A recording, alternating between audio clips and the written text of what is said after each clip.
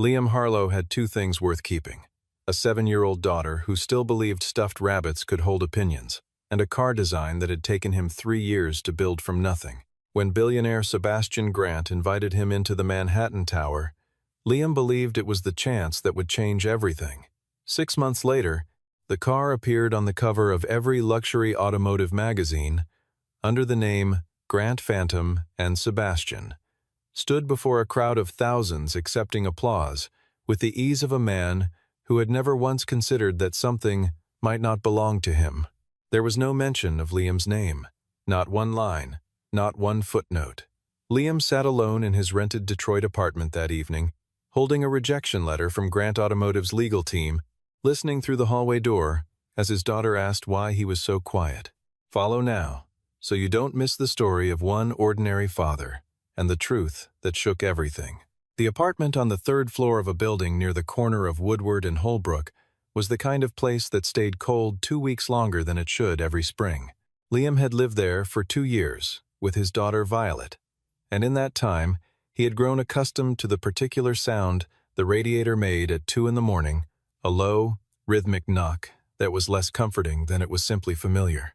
He worked at a drafting table wedged between the bookshelf and the window, in a room that was technically the dining area, but had never once held a dining table. Most nights after Violet was asleep, he would sit in front of his design software with a cup of coffee that was still warm for the first 20 minutes and then irrelevant for the next 4 hours, and this was how his days and nights had run for 3 years. The file on his computer was named Project Ember, which was not a dramatic choice but an honest one. It had begun the way embers begin, from something already burning low. His wife, Sarah, had died in a traffic accident when Violet was 4 years old. The details were not the kind Liam repeated out loud, but they lived somewhere behind everything he did in a way that did not require language. He had left his staff designer position at a mid-tier automotive firm in the months after the funeral, not because he could not work, but because Violet needed someone who could pick her up from school at 3:15 every day without exception, and the company's flexibility policy was precisely as flexible as a steel beam. He went independent, taking small contracts where he could find them, building a quiet and unremarkable reputation as someone thorough, reliable, and not particularly expensive. It was not glamorous. It was enough. The apartment was not the life he had imagined, but Violet had a good school and a bedroom she had painted with butterflies using an inexpensive craft set from the drugstore, and most mornings, she came to breakfast in mismatched socks with firm opinions about which cereal was superior, and Liam had come to believe that the shape of a life could be found in smaller things than most people thought to look for. Project Ember had started the way grief sometimes redirects itself into the hands rather than staying in the chest.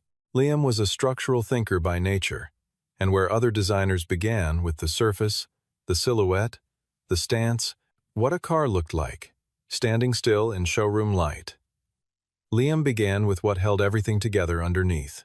The central idea behind Ember had taken shape slowly over 3 years, a modular chassis architecture that allowed individual components to be replaced along a tiered pricing structure without compromising the overall structural integrity. The concept addressed a problem that every premium electric vehicle manufacturer was currently bleeding money over: the catastrophic depreciation caused by battery degradation and the prohibitive cost of full system repair. Liam had modeled 3 different manufacturing scenarios, written 9 drafts of the cost framework, and scrapped and rebuilt the structural geometry twice before he felt the solution was not merely clever but correct, which was the only standard he trusted. He documented every iteration, every revision, every dead end and correction in a cloud-based archive that time-stamped automatically each time a file was opened, modified, or saved. He had not built this system out of legal caution. He had built it because he liked being able to look back at where an idea had come from. It was a habit of mind. He had no particular reason to think it would ever matter for anything beyond his own curiosity. On the night that would turn out to be the last ordinary night for a long time, Violet padded into the workroom at some point after midnight in her socks, carrying the small gray stuffed rabbit she called Buttons. She climbed into her father's lap without asking, which was not unusual, and looked at the screen for a moment. "Is that your car, Daddy?" Liam said it was. Is it the most beautiful one in the world? He told her he thought it might be, but that nobody knew about it yet. Violet considered this with the gravity that 7-year-olds sometimes apply to information adults treat too lightly. She nodded once, tucked buttons under her chin, and was asleep against his shoulder before the next revision was finished. Grant Automotive occupied the top 12 floors of a building on Park Avenue that had been designed specifically to make people feel the correct size when approaching it, which is to say, small. Sebastian Grant had built the company from an inherited mid-market brand into something that showed up on yacht decks and in the driveways of people who were photographed at charity galas. He was 47, physically composed in the way that only discipline and an unlimited clothing budget can produce together, and had a particular talent for speaking in front of cameras that made every announcement feel less like a press release and more like a gift he was choosing to give the world. He had been on the cover of 4 business magazines in the previous 2 years and had a foundation that did work he occasionally mentioned in speeches. He was not, by the standards available to him, a man who needed to take anything from anyone, which is perhaps why it had never fully occurred to him that what he was doing was theft. Connor Reed called Liam on a Tuesday evening in October. They had worked together years earlier at the mid-tier firm, and their friendship had survived. The kind of slow drift that happens when 2 lives move in structurally different directions. Connor had gone into independent consulting, made connections at the kind of industry dinners Liam no longer attended, and generally operated in a world where relationships were currency and information was quietly traded. He called to say that Grant Automotive was in a specific kind of trouble that money alone could not resolve. Their electric flagship program had been stalled for 18 months. The internal engineering team was producing work that was technically competent but conceptually flat, and Sebastian Grant wanted something disruptive, the kind of idea that could announce the company's arrival in the premium electric market with force that no committee could manufacture. Through a contact of a contact, Connor said, there was an opening for an external pitch under a standard non-disclosure arrangement. Grant's people were willing to look at outside concepts. Liam was quiet for a moment. He knew what an unsecured pitch meant. It was the kind of meeting where ideas entered a room and were not always accompanied back out by the person who had brought them. He said as much.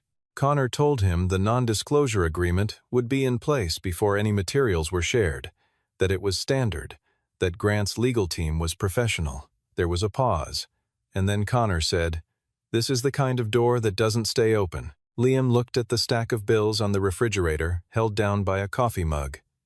He looked at the folder on his computer labeled Project Ember. He agreed. 2 days before the meeting, the woman who usually watched Violet after school called to say she had a fever and could not help. Liam had no backup. He explained to Violet that they would be taking a train trip to a very tall building in New York City, and that while he was in a meeting, she would need to sit quietly in the waiting area with buttons and her library book and not make any noise. Violet agreed with the seriousness of someone who understood that this was important. The 38th floor of the Grant Automotive Tower had a waiting area designed to communicate stability and the particular calm that only comes from spending serious money on chairs. Violet sat in one of those chairs with her feet not quite reaching the floor, buttons balanced on her knees, looking out through the floor-to-ceiling glass at the city below, with the expression of someone doing their best to be impressed. A receptionist glanced at her, then at Liam, and the look needed no translation. Inside the conference room, Sebastian Grant sat at the head of a table long enough to land a small aircraft on. 3 senior directors flanked him on either side, and at the far end sat a lawyer who did not introduce himself and who, over the next 50 minutes, did not speak once. The non-disclosure agreement was presented before anything else, 2 pages, cleanly formatted. Liam read it with careful attention. It was thorough in protecting the confidential information of Grant Automotive. It did not include any reciprocal protection for information that Liam might introduce. He had no personal counsel with him. He signed. The presentation took 45 minutes. Liam did not use the word revolutionary. He did not build toward a dramatic reveal. He walked through the architecture, the structural logic of the modular chassis, the way the component tier system functioned, the calculations behind the depreciation curve, the cost modeling across 3 different manufacturing scenarios. He spoke the way engineers speak when they have lived inside an idea long enough to stop being proud of it and simply know it. At some point in the middle of the third section, Sebastian Grant, who had been listening with his chin resting lightly in one hand and the expression of a man who had heard many things before, sat slightly straighter in his chair. It was a small movement. Liam did not notice it. The lawyer at the end of the table noticed it. One of the directors noticed it. Sebastian noticed that they noticed and recalibrated his posture, returning to his previous attitude of relaxed authority. When the presentation finished, Sebastian extended his hand and said the material was interesting. He said his team would need time for technical evaluation, which was standard, and that licensing structures, compensation frameworks, and timeline would all be discussed after the evaluation was complete. He asked Liam to leave behind the complete file set. Liam transferred the files to a USB drive while the directors watched, then handed it across the table. The drive contained every component of Project Ember, the original CAD drawings, the full structural specifications, the research documentation, the cost modeling, and the development notes written across 3 years of late nights.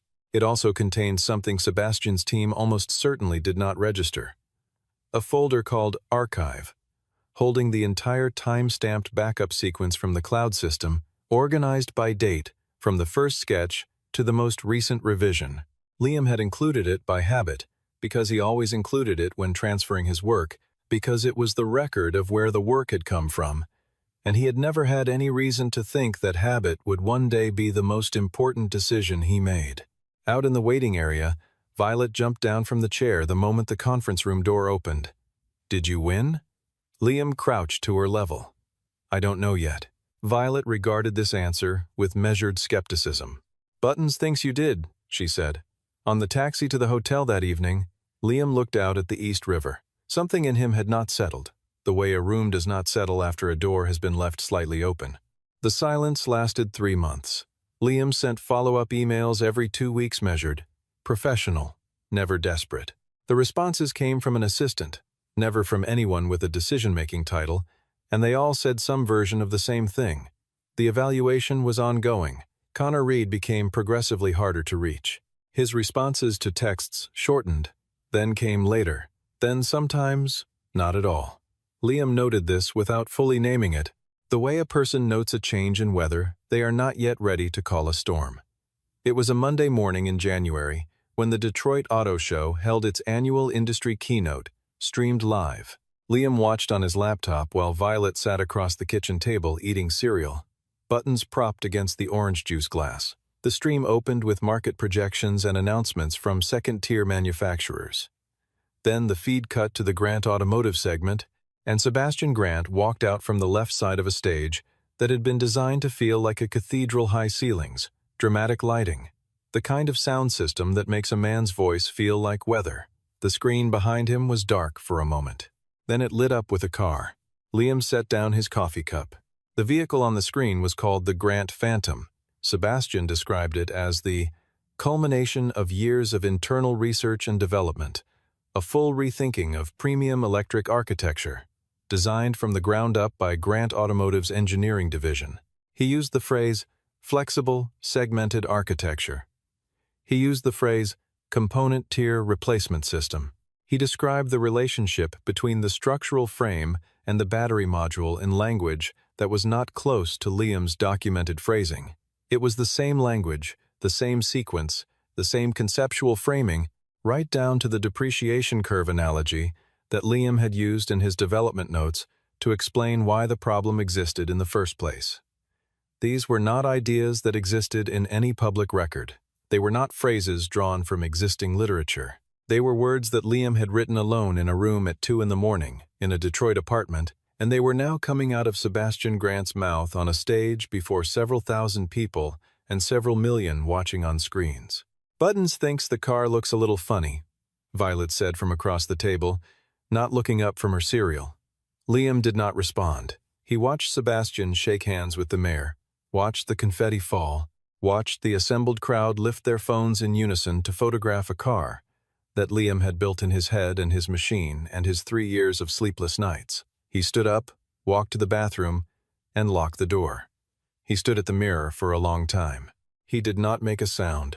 That afternoon, Liam drafted a formal written notice to Grant Automotive's legal department, calm in language and specific in detail. He identified the concept, the timeline, the pitch meeting, the NDA and its limitations, and requested a conversation to address the discrepancy.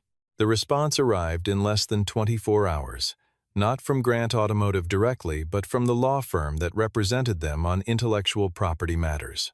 The letter was 7 paragraphs of precise legal language that ultimately communicated 3 things: that Grant Automotive had violated no agreement, that the Phantom had been developed entirely by their internal team, and that if Liam Harlow continued to make what it called unsubstantiated allegations against Grant Automotive and its principals, the company would have no choice but to pursue legal remedies.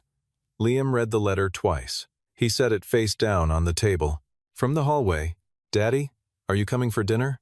What followed over the next 6 weeks was the kind of campaign that does not announce itself as a campaign. A post appeared on a well-trafficked engineering forum, anonymous, articulate, and confident in its framing, describing a pattern of behavior by an unnamed independent contractor in the Detroit metro area who had allegedly attempted to leverage loosely conceived concepts against automotive manufacturers by Devon successors, claiming intellectual property violations when companies declined to engage. The post named no names. It did not need to. The industry was small enough that the combination of timing, geography, and specificity pointed in one direction. Within a week, 3 smaller publications had run pieces on intellectual property disputes in the automotive startup space, citing the forum post as background, without identifying Liam directly. The phrase that appeared most consistently across all of them was unsubstantiated allegations, as though it had arrived pre-packaged. Liam found Giselle Ward through the archive of a business publication that had published a 4-part investigation 18 months earlier on patent suppression in the consumer technology sector. The series had been sourced from internal documents, had named 3 executives by name, and had resulted in 2 federal investigations and 1 resignation. He called the publication's number and was transferred twice before reaching a voicemail. She called back 3 days later. They met at a coffee shop near the Greektown neighborhood on a Wednesday afternoon, and she arrived 4 minutes late, ordered a black coffee, and sat down across from him with the expression of someone who had heard many versions of this kind of story and had learned to be efficient with her initial assessment. She listened without interrupting for 20 minutes, while Liam laid out the full sequence: the pitch, the NDA, the USB drive, the 3 months of silence, the auto show, the Phantom, the legal letter, the forum post. When he finished, she said, "What do you have besides your own account?" Liam mentioned the cloud archive and the timestamps. "Can that be produced in a form that would hold up under evidentiary scrutiny?" He did not answer immediately. She looked at him steadily. "When you have something more concrete, call me."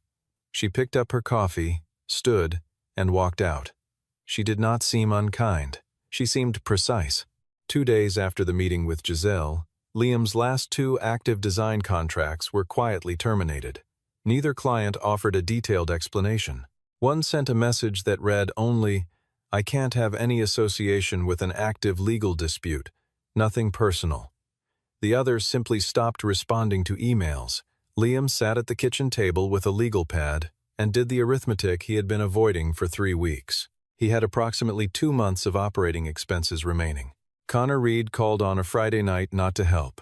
He called in the careful, apologetic tone of a man who had decided that the most honest thing he could do was tell the person he had wronged to stop fighting. He said Liam should consider the realities. He said that the company Liam was dealing with had resources that made the outcome of any legal conflict effectively predetermined. He said that accepting a settlement, even an inadequate one, was sometimes the only rational decision available. Liam let him finish.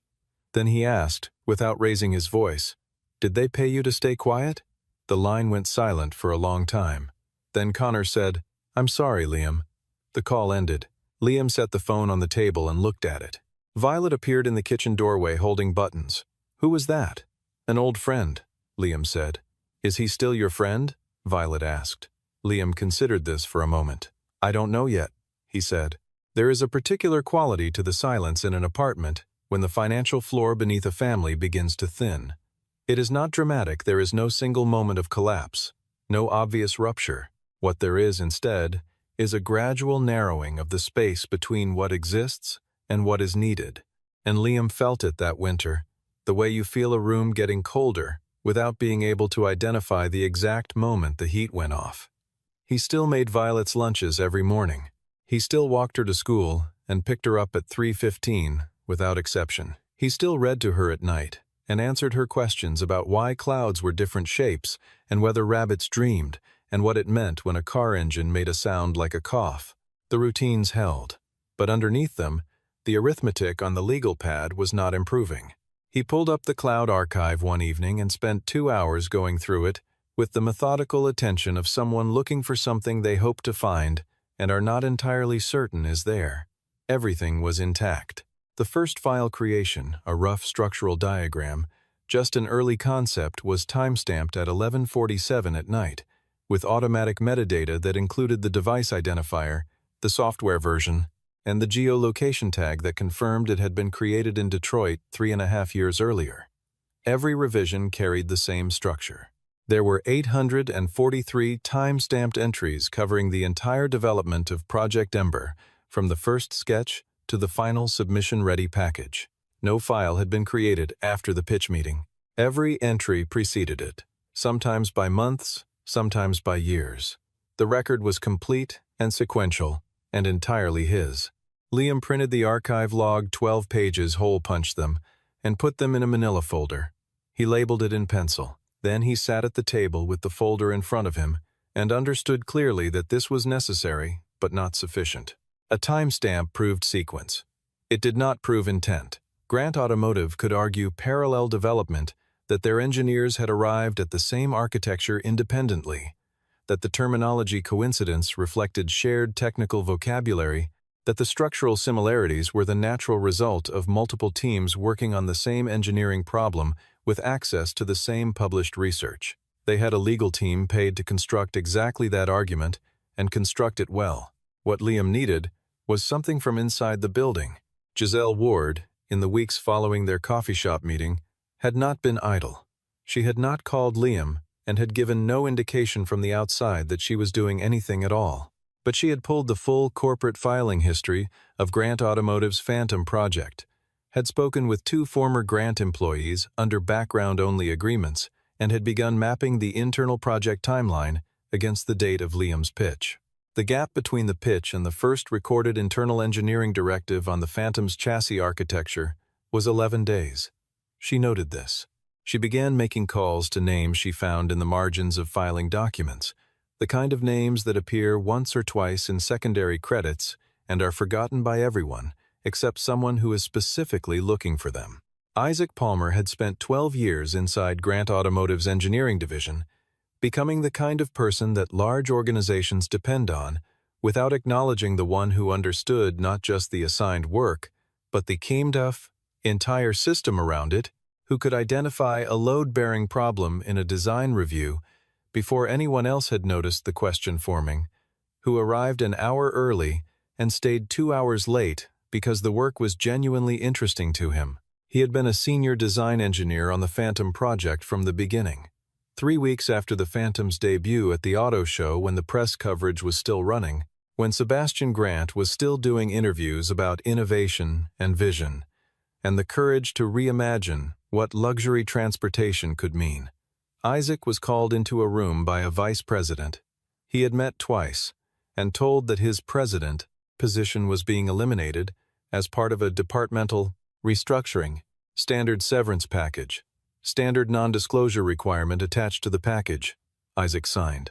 He accepted the check. He drove home in a car he had designed test specifications for and sat in his driveway for 22 minutes before going inside.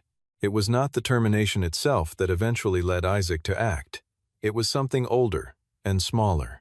In the weeks before the Phantom launch, during the final engineering review, one of the junior chassis team members had asked Isaac where the modular framework had originated. The idea had appeared in the development documents suddenly and completely, without the iterative record that normally accompanied internally generated concepts. Isaac had been present in the room 11 days after Liam's pitch, when Sebastian Grant had walked in holding a printed packet and set it on the table and said, "This is the direction we are going." When a director asked where the material had come from, Sebastian said, with the finality of someone closing a conversation, "Internal development." Isaac had looked at the packet. He had looked at the language in it, specific, idiosyncratic, the kind of phrasing that an individual develops over years of working alone inside an idea. He had said nothing. He had gone back to his work. He had told himself it was not his business. And in the professional sense that was true.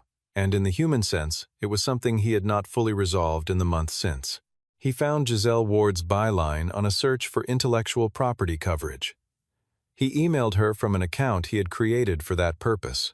He identified himself by his full name in the email, not anonymously, not under a pseudonym, because he had decided that if he was going to do this, he was going to do it as himself. What he provided was a sequence of internal emails from the Phantom's development period, which he had retained in a personal archive maintained across his tenure at the company. Among them was a message sent by Sebastian Grant to the full engineering leadership team on a Thursday morning, 11 days after Liam Harlow's pitch. The subject line read, "Direction from external concept, adapt, and internalize." Attached to the email was a document containing sections of Project Ember's core technical framework, including the modular chassis architecture, the component tier cost model, and language lifted directly from Liam's development notes. Sebastian's message directed the team to develop forward from this material as though it were our own, because going forward, it is. Giselle read the email 3 times.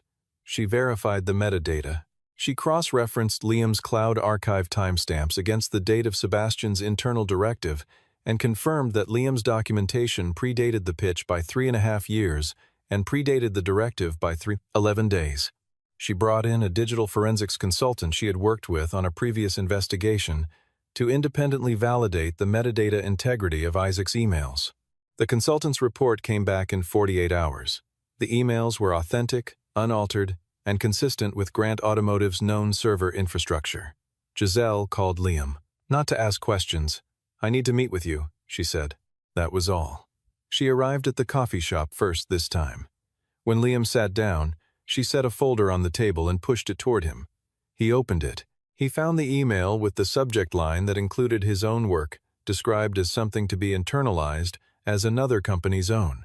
He read the attached sections. His language, his architecture, his 3 years of late nights entered into evidence of a project presented to the world as Sebastian Grant's gift to the automotive industry. Liam closed the folder.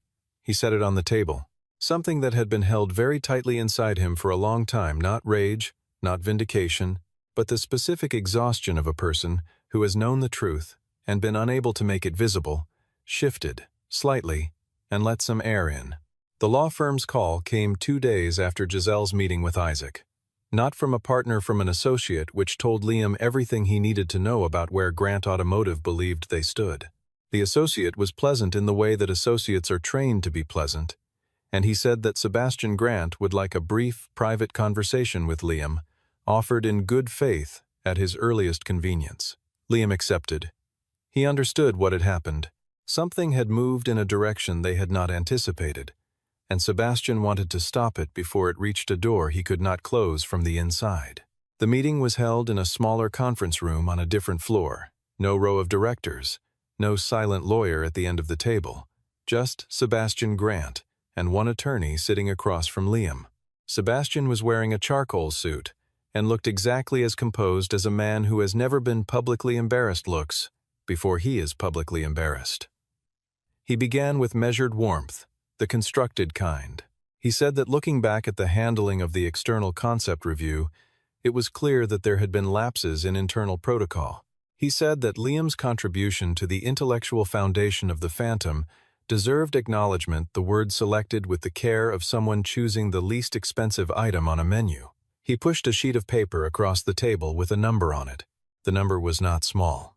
It was enough to cover 2 years of lost contracts, enough to move to a larger apartment, enough to make the arithmetic on the legal pad go quiet. Liam looked at the paper. Then he looked at Sebastian Grant for a long moment. Not with anger, not with the performance of moral authority, just with the steady regard of a person who has already made a decision and is waiting for the conversation to catch up with it. He pushed the paper back across the table without comment. Sebastian's composure developed a small fracture, visible at the jaw. He set his pen down. He said, and the warmth had left his voice completely, "You need to understand what you're walking into. I have 80 lawyers. You are a freelance designer from Detroit with a 7-year-old daughter. I have been in rooms like this one a great many times, and I know how they end. Walk away now, take what is being offered, and this ends here. Fight this, and I will ensure your name is attached to this dispute for the rest of your professional life." Liam stood up. He picked up his jacket from the back of the chair. He looked at Sebastian one more time, not with drama, not with a final speech designed to be remembered, and there was nothing left he needed to prove to this man, and he had known that before he walked into the room. He walked out. Violet was on a bench in the small plaza across the street, watching a pigeon navigate a discarded pretzel with notable determination. She jumped up when she saw her father coming down the steps. She ran across to him, which she still did even at 7, which Liam privately hoped she would continue to do for as long as was physically manageable. "Done?" she asked. "Done," he said. She looked at him the way she looked at things she was trying to read carefully. "Did you take the money?" Liam shook his head. She was quiet for a moment. Then she nodded, slowly and seriously, with the expression of someone confirming a calculation they already knew the answer to. "Good," she said, "because the car belongs to you." She took his hand. They walked toward the train station. Buttons was tucked under her free arm, ears slightly bent from the afternoon, watching the city go by with the impassive serenity of someone who had never doubted the outcome. Giselle Ward's article, published on a Monday morning at 6 o'clock Eastern Time, timed for maximum reach in the financial and business news cycle. The headline read, "The engineer who built the Grant Phantom and was never told he did." The piece ran at just over 4,000 words in the digital edition, accompanied by a sidebar timeline, an annotated diagram, comparing Project Ember's structural framework against the Phantom's published specifications, and a full accounting of Isaac Palmer's identity, role, and documentation Isaac had chosen to be named, a decision that cost him something, and that he had made with clear-eyed understanding of what it cost. The article was precise, clinical, and sourced in a way that did not leave room for the word allegedly to carry much weight. The response was not slow. By 9 in the morning, the piece had been shared widely across engineering and technology communities. By noon, 3 major business publications had picked it up as a developing story. By mid-afternoon, automotive analysts were on financial news programs discussing what the revelation meant for the Phantom's product positioning and for Grant Automotive's standing in upcoming licensing negotiations with European partners. The phrase, "direction from external concept, adapt and internalize," appeared in a great many headlines before end of day. Sebastian Grant's communications team released a statement at 4:15, a single paragraph of careful language, confirming that an internal review was underway and committing to nothing further. The statement was described in most coverage as inadequate. Grant Automotive's share price closed lower on a day when the broader market had been flat. Sebastian said nothing publicly after the statement. He did not give interviews. He did not appear at the company's scheduled press event the following week, which was handled by a vice president who fielded questions about the Phantom with visible discomfort. The lights stayed on at the tower on Park Avenue. The machinery continued. But something had come loose in the arrangement between Sebastian Grant and the story he had been telling about himself, and it would not tighten back the way it had been before. David Osei contacted Liam 3 days after the article published. He was a 41-year-old intellectual property attorney who had won a landmark design rights case against a major consumer electronics company 4 years earlier, in a proceeding that established precedent for digital, timestamp evidence in concept attribution disputes.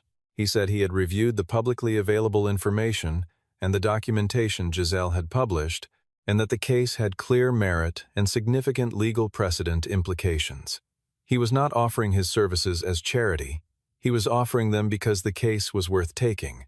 Liam met with him for 2 hours in a conference room in a downtown Detroit legal building that smelled of old carpet and institutional coffee. which Liam found, against all expectation, genuinely reassuring. Connor Reed appeared at Liam's door on a Wednesday evening without calling ahead. He stood on the landing with his hands in his coat pockets, looking like a man who had rehearsed what he was going to say several times and then lost it on the stairs. Liam opened the door and waited.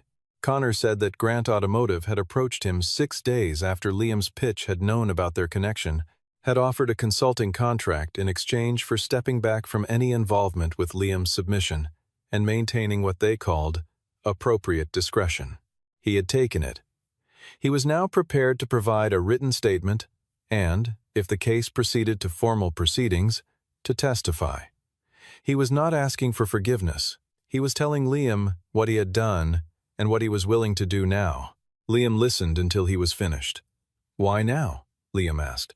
Connor said, "Because my name is going to come out anyway, and I'd rather it come out because I chose to tell the truth. It was not an entirely noble motivation. It was, at least, an honest one." Liam nodded. "All right," he said. Connor left. From the kitchen. "Who was that, Daddy?" "Someone who made a mistake," Liam said. "Is he going to fix it?"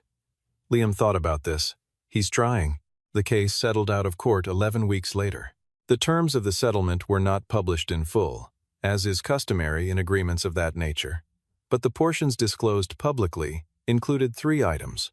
Grant Automotive formally recognized Liam Harlow as the originating author of the chassis architecture and component tier framework incorporated in the Grant Phantom. Grant Automotive paid a licensing compensation figure that Liam was not authorized to disclose, but that David Osei had described before the signing as more than adequate and less than everything, which is what settlements are. And Grant Automotive published a formal correction to the Phantom's product documentation, acknowledging the external design contribution. Sebastian Grant's name did not appear in the correction. It appeared in the legal filings, in the coverage, in the record, but not in any direct acknowledgement, not in any room where Liam was present. The lights on Park Avenue stayed on. Sebastian continued to run the company. He had been protected by the transaction at a cost that was significant but manageable, and he would carry the event forward in whatever way people like him carry the events that do not destroy them, which is to say, inward, and not in ways that produce visible change. This was not the ending that stories are supposed to have. It was the ending that most things have. Liam had understood for a while that what he was after was not Sebastian Grant's contrition. He was after the record. The record was now correct. On the evening after the settlement documents were signed, Liam took Violet to the pizza place 3 blocks from their apartment. The one with the red-checked plastic tablecloths and the television mounted too high on the wall, and the garlic knots that Violet considered the most important food category in existence. She ate 2 slices with the focused silence of someone doing serious work. Then she wiped her mouth with a paper napkin and looked at her father with the particular directness that she had apparently inherited from some part of her personality that had nothing to do with anyone she had learned it from.